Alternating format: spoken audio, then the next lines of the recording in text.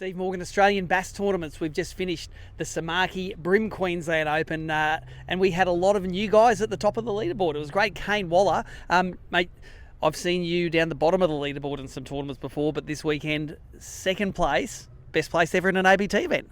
Definitely. I've done the non-boater first place here, but yeah, this was definitely the best place for boater. Tell us a little bit about your boat. You made this thing yourself.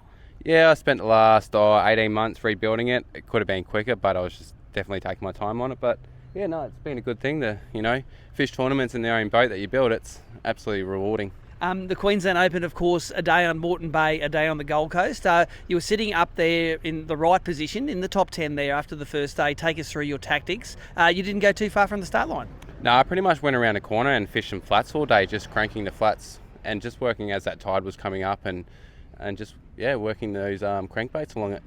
Show us exactly what you were using. It's a bait that you said we can't get anymore. You're allowed to climb in there and get it because I've never seen one in the flesh. The old Diztech crankbait. What colour's that one?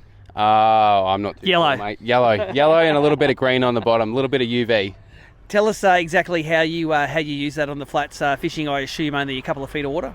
Pretty much a foot of water and just casting up, like trying to keep your distance and getting a good cast up as far as you can away from the boat and just cranking it pretty much as slow as you can, and can you just feel it working is the best technique I find. Yep. And how many fish did you catch on the first day? Probably about 30 fish. Yep.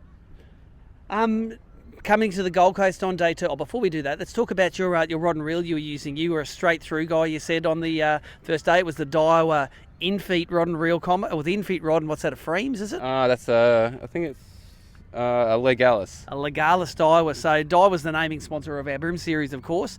What pound straight through you got on that? That's 4 pound. I just didn't want to let those bigger ones get away. Like I was running 3 pound, but yeah, I just went to 4 and just to make sure those bigger ones weren't going to get away. What brand fluorocarbon do you like using for that 4 pound? That one's the new Daiwa J-Fred one. Yeah, no, it's really good. I love it.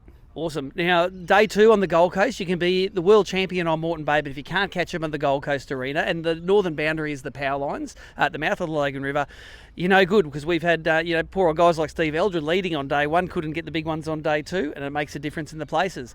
Tell us what your tactic was today. Pretty much went up to the pin and just fished deep water, just finding those schooling fish. I pretty much just sat on one spot all day.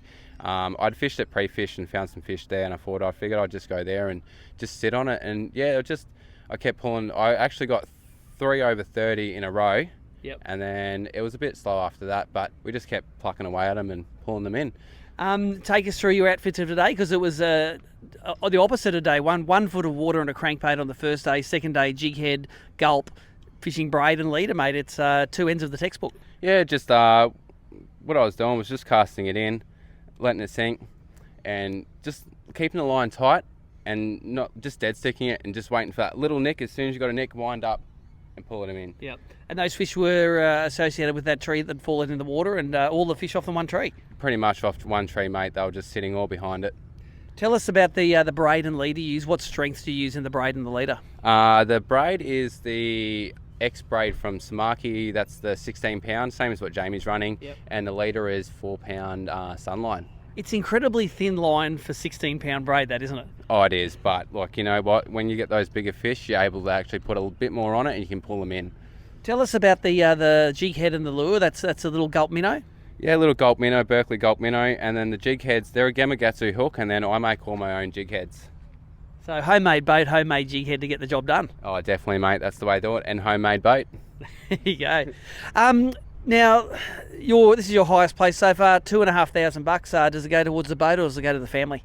Look, I'm going to get the boat in and go see what's wrong with it. So I'd say 500 is going to go to that, and then probably another 500 on tackle, and then the rest will be on tournaments for the rest of the year. There you go. Well, good to see you reinvesting it wisely. Tell us about the exciting finish you had. You'd had some motor problems this afternoon, and you made it back a little bit late, but not so late that you lost any placings. You were a tired man at the end of that run. Oh, most definitely, mate. Hey, I was probably about 3/4 the way down, and then I started having motor troubles, and it was in and out working. Bit of bad fuel or something? Oh, I think a bit of water in the line. I think what was going on. Yep. And then she pretty much just died at the spit. So I got another bloke to actually stop. I was waving down and crossing my arms. Someone give me a hand, like I needed to get back here. Blake pulled over, tied onto him. He gave me a lift back here, and as soon as I got to that beach, I jumped in the water.